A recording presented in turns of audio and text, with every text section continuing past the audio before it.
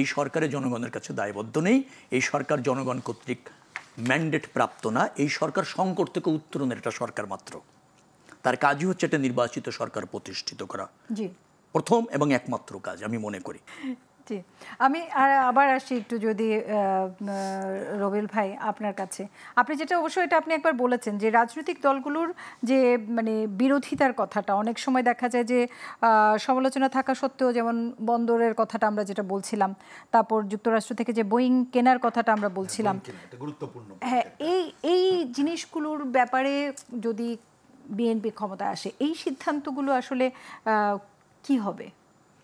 না, সেই সিদ্ধান্তগুলি এখন বলা কঠিন, কিন্তু আমরা সরকারকে নিরুৎসাহিত করছি।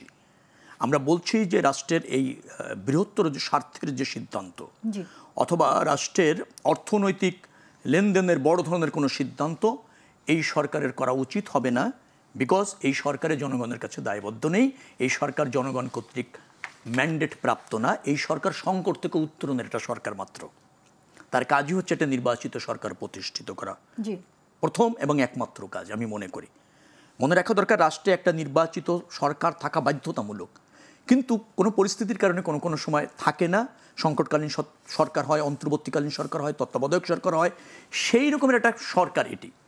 তো আমরা নিরুৎসাহিত করি।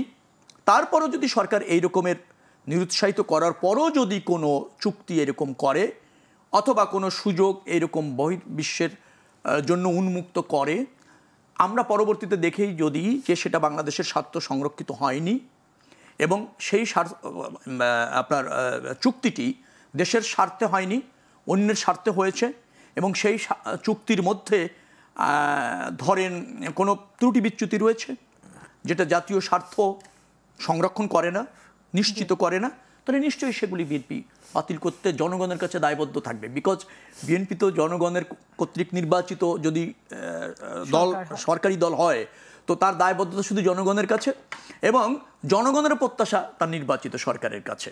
তো নির্বাচিত সরকার নিশ্চয়ই জনস্বার্থের বাইরে কোনো কিছু করবে না।